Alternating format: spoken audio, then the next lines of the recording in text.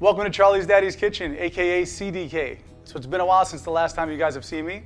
That's because we had a lot going on. Mostly my wife was pregnant for 8 months. That's right, only 8. And we had a medium rare, beautiful little girl who showed up 4 weeks early. So today I thought being our baby was a little early, but came out perfect. And the whole meat theme, we could jazz up a perfectly cooked gourmet burger medium rare. Here's Daddy's little sous chef now. Oh, my 2 favorite things, family and food. My good friend Fabrizio used to say, si piace mangiare amore e avere la passione, which means we love to eat, love, and have passion. Right, baby Charlie? Perfect, right? So for our side, for our burgers, because you gotta have a side, right? We're gonna do a perfect purple sesame slaw. I got some shredded carrots, some apples we're gonna julienne, gonna dice and slice this purple cabbage. And then very simply in my trusty NutriBullet, which I use for all my protein shakes, my workout shakes, my smoothies. It's great for dressings too. I'm gonna throw a little mayonnaise, some salt, pepper, sugar, vinegar, and some sesame oil. A little bit of sesame oil goes a long way. All right, we're gonna get that going, and then we'll toss it and serve it. So we just julienne some apples, nice, quick, sharp cut. Make sure you're tucking your fingers at all times. We don't wanna lose any fingers. Nice little, dress it up.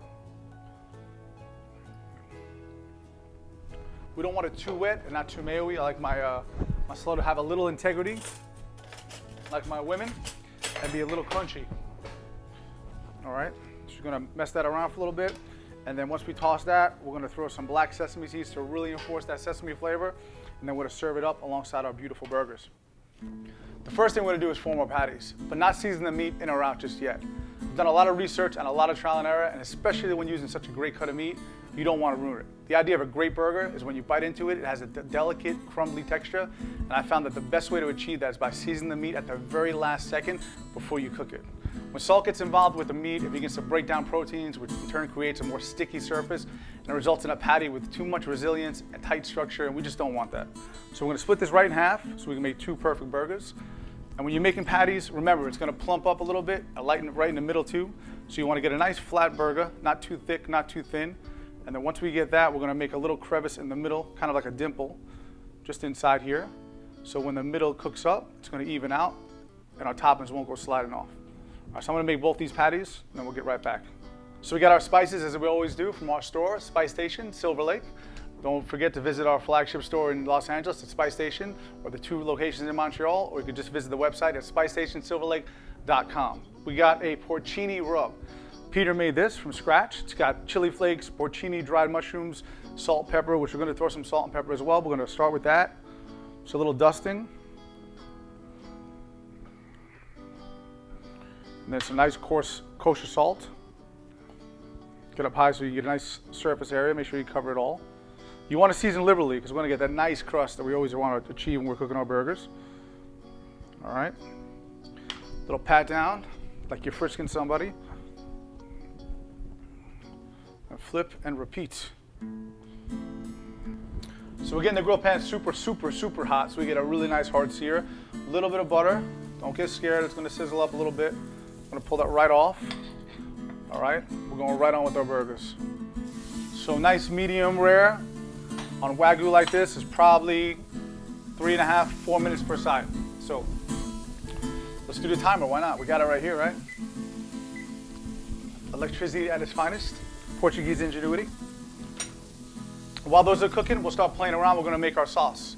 All right, so we got a couple of ingredients that I love. We got a couple of special things we're gonna do.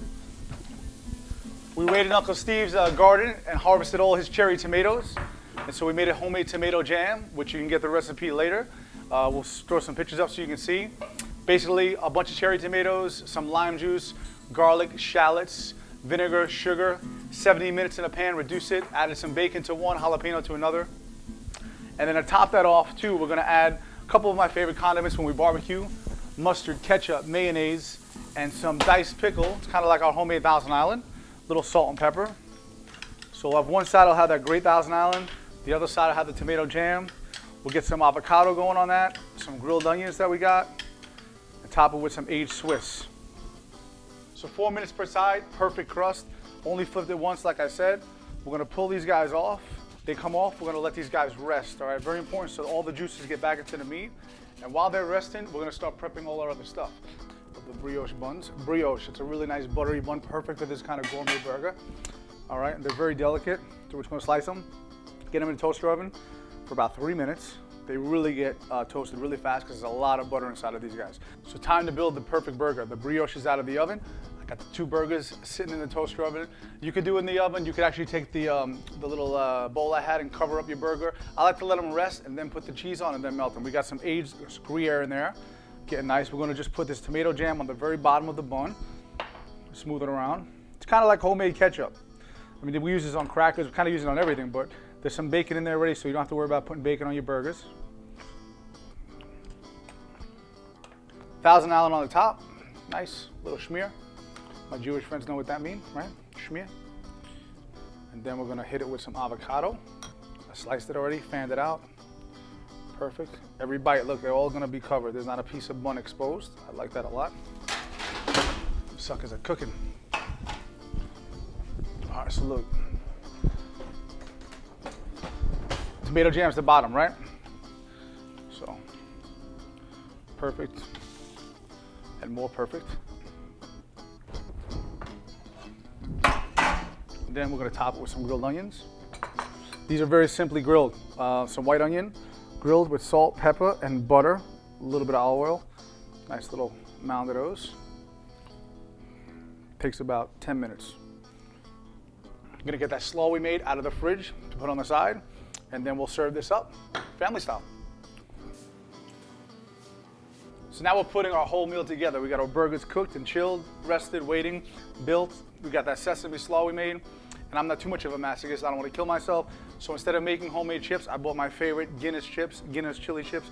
They're really rustic and they go perfect with this. So we're just gonna dump those on our board. Nice little shovel in. And we're gonna serve this family style. I mean, look how beautiful this looks, right? So it's time to call the lady in and let her see what you did for her. Just make her very, very happy, and hopefully you guys have a great night. Awesome having you guys in Charlie's Daddy's Kitchen. Hope to do this more often and see you guys pretty much once a week. And hit me up and let me know if you have any recipes you want to see me do. I'll be happy to. Always great seeing everybody. Enjoy.